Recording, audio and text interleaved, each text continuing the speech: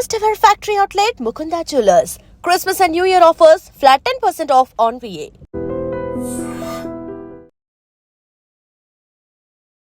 Welcome to iDream news. This is Pavan. శీతాకాల సమావేశాలు మొదలైపోయాయి. అంటే అసెంబ్లీ సమావేశాల్లో ముఖ్యంగా చాలా మంది ఘాటుగా స్పందించడం జరుగుతుంది. రేవంత్ రెడ్డి గారు, ఉత్తమ్ కుమార్ రెడ్డి గారు గత ప్రభుత్వం పైన వాళ్ళు చేసిన అన్యాయాల పైన ఘాటుగా స్పందిస్తూ మాట్లాడడం జరిగింది. సో మీరు గత ప్రభుత్వం 10 ఏళ్ల పాలనలో కూడా మొత్తం ప్రజలకు అన్యాయమే చేశారని చెప్పేసి వాళ్ళు చెప్పుకొని రావడం జరుగుతుంది. ముఖ్యంగా ఈ మూసీ నది ప్రక్షాళన గురించి, పాలమూరు ప్రాజెక్టు గురించి, ఈ నీటిపారుదల మంత్రి గురించి, నీటిపారుదల విషయంలో కూడా గతంలో ఎన్నో అవకతవకలు జరిగాయి. వీళ్ళందరూ కమిషన్ల కోసం కమిషన్లు తీసుకున్నారు, రియల్ ఎస్టేట్ చేసుకున్నారు, వాళ్ళ కుటుంబ సంపాదన పెంచుకున్నారు అనే విధంగా కూడా కేటీఆర్ పైన, కేసీఆర్ పైన, అదేవిధంగా హరీష్ రావు గారి పైన, వీళ్ళ ముగ్గురు పైన కూడా కొంచెం ఘాటుగానే స్పందించడం జరిగింది. గతంలో మీరు చేసిన అన్యాయాలు 66% తెలంగాణకి ఆంధ్రాకి ఇచ్చేసి 37% తెలంగాణకి ఇచ్చినారు. ఈ వాటర్ అంతా ఎక్కడికి వెళ్తుంది? ఒక పక్క గోదావరి, ఒక కృష్ణా నదిలో, రెండింటి మధ్యలో తెలంగాణ ఉంది. ఇంత అన్యాయం జరుగుతుంటే మీరు ఏం చేస్తున్నారు అని చెప్పేసి కేసీఆర్ గారిని ప్రశ్నించడం జరిగింది. ఈ విషయంలో నీటి పంపకాల విషయంలో మీరు చేసిన అన్యాయానికి మిమ్మల్ని ఉరిదీసినా తప్పు లేదు అని చెప్పేసి కేటీఆర్ గారిని, హరీష్ రావు గారిని, గత నీటిపారుదల శాఖ హరీష్ రావు గారిని ఓపెన్ గా స్టేట్మెంట్ పాస్ చేయడం జరిగింది, ఉరిదీసినా తప్పు లేదని చెప్పేసి. ఈ విషయంలో అసలు కార్యకర్తలు ఏమనుకున్నారో ఒకసారి అడిగి తెలుసుకుందాము. ప్రస్తుతం మనతో నాగా సీతారామన్ గారు ఉన్నారు, TCC general secretary. Revanth Reddy గారి మాటల పైన, అంటే ఆయనకు సపోర్ట్ చేస్తూ ఒక కాంగ్రెస్ కార్యకర్తగా గతంలో జరిగిన అన్యాయాలు రేవంత్ రెడ్డి గారు, ఉత్తమ్ కుమార్ రెడ్డి గారు మాట్లాడడం జరిగింది కదా, దాని గురించి ఒకసారి అడిగి తెలుసుకుందాం. మీ స్పందన ఏంటో. Hi sir. ప్రధానంగా నిన్న నూతన సంవత్సరం సందర్భంగా తెలంగాణ రాష్ట్ర ప్రజలందరికీ కూడా నూతన సంవత్సర శుభాకాంక్షలు తెలియజేస్తూ, నిన్న ప్రజాభవన్లో మా ముఖ్యమంత్రి వర్యులు రేవంత్ రెడ్డి గారు, అలాగే ఇరిగేషన్ మంత్రి ఉత్తమ్ కుమార్ రెడ్డి గారు కూడా పవర్ ప్రజెంటేషన్కి తెలంగాణ రాష్ట్రంలో ఉన్న మంత్రులు, ఎంపీలు, ఎమ్మెల్యేలు, కార్పొరేషన్ చైర్మన్లు, టీపీసీసీ బాడీని కూడా మొత్తం పిలిచి క్లియర్గా చెప్పడం జరిగింది. అసలు తెలంగాణ అంటే ఒకవైపు కృష్ణ, ఒకవైపు గోదావరి ప్రవహించే మధ్యలో ఉన్నదే తెలంగాణ. ఈ తెలంగాణకి అన్యాయం చేసింది, తెలంగాణ విధ్వంసం చేసింది గత 2014 నుంచి 2023 వరకు ఉన్న బీఆర్ఎస్ ప్రభుత్వమేనని క్లియర్గా నిన్న చెప్పడం జరిగింది. దానికి ఆ ఇరిగేషన్లో ఉన్నటువంటి 5 సంవత్సరాలు ఇరిగేషన్ మంత్రిగా చేసిన హరీష్ రావు కానీ, 5 సంవత్సరాలు చేసిన కేసీఆరే కానీ దానికి బాధ్యత వహించాలి. 2000 సంవత్సరంలో కూడా అప్పుడు సిడబ్ల్యూసీకి వెళ్ళి కేసీఆర్ సంతకం చేసి వచ్చింది, ఇక మేము తిరగలేమనే ఉద్దేశంతో చేసి వచ్చిన కేసీఆర్ ఇవాళ అసెంబ్లీలో వచ్చి మాట్లాడతాం అన్నది మేము ప్రధానంగా ఆహ్వానిస్తున్నాం. కేసీఆర్ గారు మీరు ఏమైనా సలహాలు ఇవ్వదలసి ఉంటే అసెంబ్లీకి రండి, మాకు సూచనలు ఇవ్వండి, సలహాలు ఇవ్వండి అని మా ముఖ్యమంత్రి గారు చెప్తున్నారు, నిన్న కూడా చెప్పారు. దానికి కాంగ్రెస్ ప్రభుత్వం ప్రజాపాలన అధికారంలోకి వచ్చిన తర్వాత కృష్ణా నీటిని దుర్వినియోగం చేస్తున్నారు, గోదావరి దుర్వినియోగం చేస్తున్నారు అంటే కృష్ణ, మొన్నటి వరకు కృష్ణ అన్నాడు హరీష్ రావు, మళ్ళీ టాపిక్ మార్చి ఇప్పుడు గోదావరి అంటాడు. అసలు ఈ ప్రజాపాలన ఇందిరమ్మ కాంగ్రెస్ ప్రభుత్వం చేసింది ఏంటో మీరు ముందు అసెంబ్లీకి వచ్చి మాట్లాడాల్సింది కానీ నిన్న విజ్ఞప్తి చేశారు. ఆ ప్రకారం కేసీఆర్ గారు, హరీష్ రావు, కేటీఆర్ మీరు ఎవరైనా సబ్జెక్టు పరంగా వచ్చి అసెంబ్లీలో కూర్చొని మాట్లాడితే సమాధానం చెప్పడానికి మా ముఖ్యమంత్రి వర్యులు, ఇరిగేషన్ మంత్రిగా ఉత్తమ్ కుమార్ రెడ్డి గారు కూడా సిద్ధంగా ఉన్నారని మేము విజ్ఞప్తి చేస్తున్నాం. కొంతమంది అంటే ఇప్పుడు ఒక రేవంత్ రెడ్డి గారు సీఎం పొజిషన్ లో ఉండి ఉరిదీస్తా, చంపేస్తా, చస్తే బాగుండు, ఒక మాజీ ముఖ్యమంత్రిని, వాళ్ళ ఎమ్మెల్యేలని, మంత్రుల్ని ఈ విధంగా మాట్లాడడం కరెక్ట్ కాదు అని చెప్పేసి కూడా కొంతమంది వాదన. దాని గురించి పనికిరాని మాటలు ఎవరో మాట్లాడతారులే కానీ మా ముఖ్యమంత్రి గారు ఎప్పుడు అట్లా అన్పార్లమెంటరీ లాంగ్వేజ్ ఎక్కడ మాట్లాడరు. నిన్న కూడా క్లియర్ గా చెప్పారు మా మంత్రులకి, ఎమ్మెల్యేలు అందరికి కూడా, మీరు అసెంబ్లీకి రండి, మిమ్మల్ని గౌరవంగా చూసుకొని గౌరవపదంగానే మా ఎమ్మెల్యేలు, మంత్రులు చూసుకుంటారు, ఎక్కడ ఎవరు మీ గురించి మాట్లాడాలని క్లియర్ గా చెప్పారు. అది ఎక్కడ మాట్లాడాల్సి వస్తుందంటే కేటీఆర్ కూడా ఎక్కడో మాట్లాడినప్పుడు తప్పనిసరిగా ఏదో 1-2 చోట్ల మాట్లాడాల్సి వస్తుంది. కానీ మా ముఖ్యమంత్రి గారు చాలా ఉందాతనం ప్రవర్తిస్తున్నారు, ఉందాతనంగా ప్రభుత్వాన్ని ముందుకు తీసుకెళ్తున్నారు. సంక్షేమం ఒకవైపు, అభివృద్ధి ఒకవైపు, 2 కళ్ళ లాగా మా ప్రజాపాలన ప్రభుత్వాన్ని ముందుకు తీసుకెళ్లడంలో మా ముఖ్యమంత్రి గారు సక్సెస్ఫుల్ గా ముందుకెళ్తున్నారు. ఓకే, ఇప్పుడు నీటిపారుదల నియామకాల్లో కూడా 66% ఆంధ్రాకే పంపించడం జరుగుతుంది. కుమ్మక్కయ్యారు, గత ప్రభుత్వం అంతా కుమ్మక్కయ్యి ఈ విధంగా దుర్వినియోగం చేసుకున్నారు, కమిషన్లు తీసుకొని మాట్లాడినారు. వాటికి ఏమైనా ప్రూఫ్లు ఉన్నాయని అడుగుతున్నారు. 100% ప్రూఫ్లతో సహా మీరు అసెంబ్లీకి వస్తే చూపించుతానని ముఖ్యమంత్రి వర్యులు చెప్తున్నారు, ఉత్తమ్ కుమార్ రెడ్డి గారు చెప్తున్నారు. మీరు రండి ముందు. అసలు మీరు చేసింది మొత్తం ఆ 10 సంవత్సరాల్లోనే కదా. యువతల కాంగ్రెస్ ప్రభుత్వం కొత్తగా తీసుకున్నదే ఏమన్నా ఉన్నదా? కొత్తగా సిడబ్ల్యూసి దగ్గర ఏమైనా చట్టం చేసిందా? నీటి విషయంలో ఎక్కడ కృష్ణా గోదావరి విషయంలో ఏమైనా అగ్రిమెంట్లు చేసిందా అనేది మీరు నిరూపించాలి. దానికి వచ్చి అసెంబ్లీలో ఇప్పుడు జరుగుతుంది కదా, ఇవాళ రేపు ఎల్లుండి 3 రోజులు ఉన్నది కదా, 5వ తారీఖు వరకు ఉన్నది. మీరు రాండి, కూర్చోండి. ప్రధానంగా ఉంటే మీ సలహాలు సూచనలు కూడా పాటిస్తామని మా ముఖ్యమంత్రి వాళ్ళు అంటున్నారు. కాబట్టి పాలమూరు ప్రాజెక్ట్ కూడా 90% కంప్లీట్ అయిందని చెప్పేసి అటు బీఆర్ఎస్ వాళ్ళు చెప్తున్నారు. మీరేమో కనీసం మరి 83,000 కోట్ల ప్రాజెక్టు 27,000కే కంప్లీట్ అయిందని చెప్పేసి మాట్లాడుతున్నారని ఉత్తమ్ కుమార్ రెడ్డి గారు నిన్న చెప్పడం జరిగింది.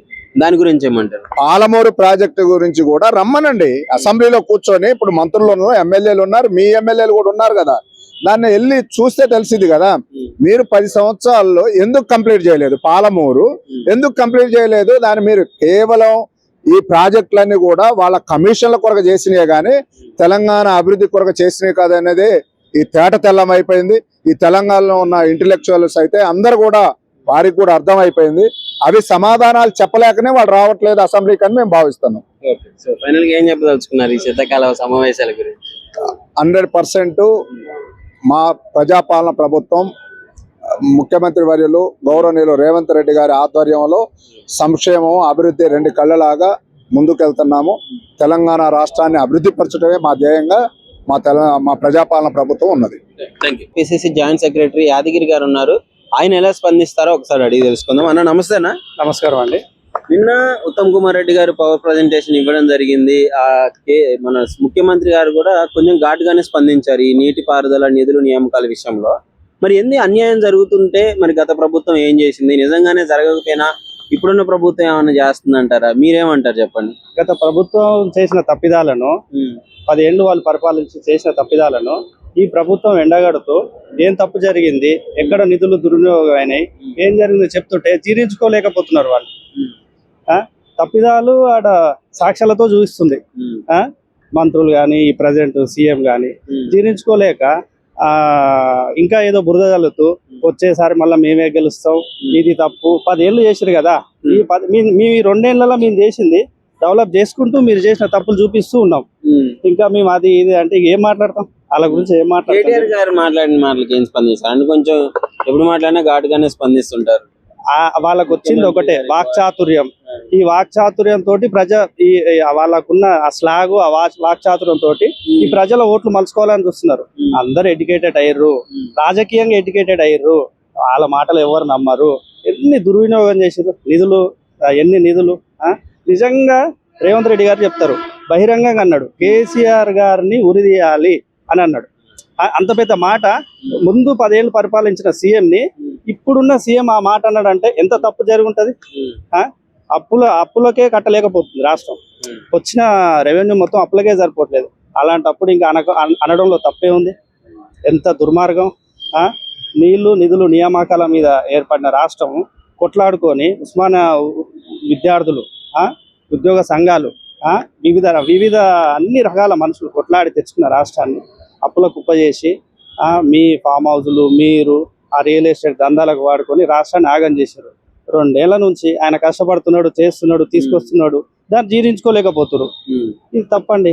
అది వాళ్ళ విజ్ఞతగా వదిలేదా, వాళ్ళ గురించి ఎక్కువ మాట్లాడినా తప్పలేదు. రేవంత్ రెడ్డి ఈ 5 ఏళ్ళుండి ఇప్పుడు రేవంత్ రెడ్డి గారు ఇనిషియేటివ్ తీసుకుని పని చేస్తున్నాడు కదండి. ఇప్పుడు 2 ఏళ్ల నుంచి వాళ్ళు 10 ఏళ్ళు ఏం చేయలేకపోయారు. నిధులన్నీ దుర్వినియోగం చేసారు. ఎక్కడ అప్పు తేవాలో అక్కడ అప్పు తెచ్చారు.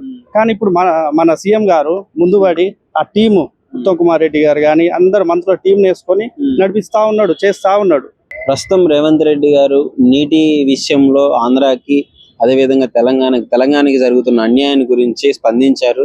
దాని గురించి మాట్లాడాడు. దానికి సంబంధించి వెంకటేశ్వర్ గారు ఉన్నారు, అడిగి తెలుసుకుందాము. Hi sir. నమస్కారం అండి. హై డ్రీమ్ ప్రేక్షకులకు నమస్కారం. ఈ నిన్న జరిగిన ప్రజాభవన్లో గౌరవ ముఖ్యమంత్రి రేవంత్ రెడ్డి గారు కానీ అదేవిధంగా ఇరిగేషన్ మినిస్టర్ ఉత్తమ్ కుమార్ రెడ్డి గారు కానీ పిసిసి అధ్యక్షుడు ఆధ్వర్యంలో నిన్న పవర్ ప్లాంట్ ప్రదర్శన జరిగింది. కృష్ణా గోదావరి నదీల పైన పూర్తిగా అవగాహనతో ఈరోజు కాంగ్రెస్ పార్టీ ఉంది. ఒక చుక్క కూడా మేము వేస్ట్ కాకుండా ఖచ్చితంగా ఈ తెలంగాణ ప్రజల కోసం మేము కాపాడుకుంటాం. గత ప్రభుత్వం బీఆర్ఎస్ ప్రభుత్వం చేసిన తప్పిదాలు డిపిఆర్ ప్రాజెక్ట్ లేకుండా పూర్తిగా గత వైఎస్ జగన్తో కుమ్మకై డిపిఆర్ లేకుండా కూడా 1000 కోట్లు నష్టం కలిగించే పని చేసి కుమ్మకై చేయడం జరిగింది. కాబట్టి ఈ నది జలాల విషయంలో పాలమూరు రంగారెడ్డి కానీ అదే కేరళయ్య కానీ అన్ని కూడా ఈ కాంగ్రెస్ హయాంలో ఖచ్చితంగా పూర్తి చేయాలనేది లక్ష్యంతో ముందుకు పోతున్నాం.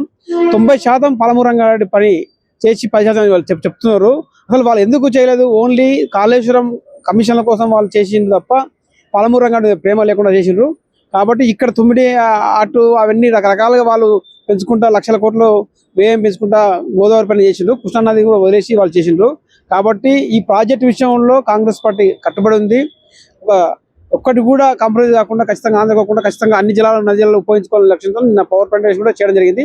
అందరికీ అవగాహన కల్పిస్తూ నిజంగా కూడా ఈరోజు దమ్ము ధైర్యం ఉంటే కేసీఆర్ గారు అసెంబ్లీకి వచ్చి మాట్లాడాల్సిందిగా మేము అందరం కోరుకుంటున్నాం తెలంగాణ ప్రజల కోసం. ఆ రోజు తెలంగాణ రాష్ట్రం నీళ్లు నిధులు నియామకాలు ఏర్పడింది. నీళ్లు అనేది కేవలం ఆంధ్రకు తరలించే ఒప్పందంలో భాగంగా వైఎస్ జగన్తో రోజాతో కలిసి భోజనం చేసి వాళ్ళు అన్యాయం చేయడం జరిగింది. కాబట్టి ఈ రోజు కాంగ్రెస్ పార్టీ అన్యాయం జరగకుండా కాపాడుకుంటుందని చెప్పి కోరుకుంటున్నాం. స్టార్ట్ అయింది కూడా నీటి ఉద్యమం కూడా స్టార్ట్ అయింది. అవును, దాని ద్వారా స్టార్ట్ అయ్యి మరి నీటి కోసం ఎందుకు ఇంత అన్యాయం జరుగుతుందని మీరు అనుకున్నారు? నిజంగానే జరిగిందంటారా? ఇప్పుడు డిపిఆర్ ప్రాజెక్టు లేకుండా 30,000 కోట్లు వాళ్ళు ఎట్లా ఎక్సెస్ చేసినంటే కేవలం కమిషన్ల కోసం అనేది మనకు క్లియర్ గా అర్థమవుతుంది. ఆ కమిషన్ల కోసమే గత ప్రభుత్వం చేసింది, డిపిఆర్ లేకుండా చేయడం జరిగింది. కాబట్టి అన్యాయం చేసింది. కాబట్టి ఇప్పుడు నీళ్లు మనం నీటి వాటర్ బచావత్ చెప్పిన ప్రకారంగా నీటి వినియోగం ఖచ్చితంగా తెలంగాణకు రావాల్సిన వాటర్ రావాల్సిందే. మనం దాన్ని సాగు చేసుకొని ముందుకు పోవాల్సిన బాధ్యత కాంగ్రెస్ పార్టీ ఖచ్చితంగా గౌరవ ముఖ్యమంత్రి రేవంత్ రెడ్డి గారిని ఇరిగేషన్ మంత్రి ఉత్తమ్ గాని ఖచ్చితంగా దానిపైన మనం ఫైట్ చేస్తున్నాం. ఖచ్చితంగా కోర్టులో కూడా వేయడం జరిగింది. ఖచ్చితంగా ఒక్క నుంచి చుక్క కూడా వృధా కాకుండా మేము అందరం కూడా కాపాడుకుంటాం. వండర్ఫుల్ గా చేసాం, మా పాలన బాగుంది, కాళేశ్వరం కట్టించాము, లక్షల ఎకరాల భూములు తడిసాయి, రైతులందరికీ మేము హెల్ప్ చేసామని చెప్పేసి కేసీఆర్ గారు, హరీష్ రావు గారు, కేటీఆర్ గారు విపరీతంగా విస్తృతంగా ప్రచారం చేసుకోవడం జరుగుతుంది. దానికి ఏం చెప్తారు? ఇప్పుడు 84,000 కోట్ల ఎస్టిమేషన్ చేసుకొని ఈరోజు 1,00,000 కోట్ల ఎందుకు పెంచుకోవడం జరిగింది? కేవలం కమిషన్ కోసమే మనకు అర్థమవుతుంది. ఇప్పుడు మేడిగడ్డ కూలిపోవడం జరిగింది తెలుసు మాకు అందరికీ. అంటే వాళ్ళు చేసే కట్టడాలు కాంగ్రెస్ పార్టీ హయాంలో నాగార్జున సాగర్ కట్టడం జరిగింది, జూరాల ప్రాజెక్టు కట్టడం జరిగింది, శ్రీశైలం కానీ అన్ని ప్రాజెక్ట్స్ కట్టి ఇప్పటి వరకు కూడా ప్రజలకు అందుబాటులో తాగునీరు, అందుబాటులో వ్యవసాయ రంగంలో ఉపయోగం ఉంది. వీళ్ళు చేసిన కట్టడం కూలిపోతుందంటే ఎంత నిర్లక్ష్యం! వాళ్ళు 84,000 కోట్ల దాన్ని 1,00,000 కోట్లు వేసింది. ఫస్ట్ ప్రాణహిత చేవలో ఉన్న ప్రాజెక్టు దాన్ని వాళ్ళ అవసరాల కోసం మార్చుకొని, వాళ్ళ ఫామ్ హౌస్ కోసం మార్చుకొని వాళ్ళు అక్కడ కాళేశ్వరం అనేది పెట్టి వాళ్ళ కేవలం కమిషన్ కోసం కాళేశ్వరం ప్రాజెక్టు నిర్మించడం జరిగింది. అంతే తప్ప వేరే ఉద్దేశం కాదు. నియామకాలు కూడా అంతే కుటుంబానికి వచ్చింది తప్ప వేరే వారికి లేదు. తెలంగాణ ఉద్యమకారణంగా చెప్తున్నా, కాంగ్రెస్ పార్టీ నాయకంగా చెప్తున్నా, ఈరోజు ప్రజలు ఈ రాష్ట్రాన్ని అప్పుల కుప్పగా మార్చి 16,000 మిగులు బడ్జెట్ రాష్ట్రాన్ని 8,00,000 కోట్ల అప్పు మార్చినంటే వాళ్ళ పరిపాలన మనకు అర్థమవుతుంది. కాబట్టి ప్రజలందరూ గ్రహిస్తున్నారు. ఖచ్చితంగా అందుకోసమే తగిన బుద్ధి చెప్పిండ్రు. మళ్ళీ గొంతమ కోరికలు కోరుకుంటే ఏదో రావాలని ప్రయత్నం చేసి ముందుకు వస్తున్నారు. కాబట్టి అవన్నీ నడవవు, ప్రజలంతా గ్రహిస్తారు. ఖచ్చితంగా తరిమి కొట్టే రోజులు దగ్గరికి వచ్చినాయి. ఖచ్చితంగా తరిమి కొడతారు. నీటి వృధా కూడా ఏది కూడా చుక్కని కూడా బయటకోకుండా ఖచ్చితంగా తెలంగాణ ప్రజలకు సాగునీటికి, తాగునీటికి కానీ వ్యవసాయానికి అన్నిటికీ పూర్తిగా ఉపయోగించుకునే పరంగా ముందుకెళ్తే విషయం కోరుకుంటున్నాం. Thank you. నిజంగా ప్రస్తుతం ఉన్నటువంటి సమాజం దేనికి ప్రయారిటీ ఇస్తుంది?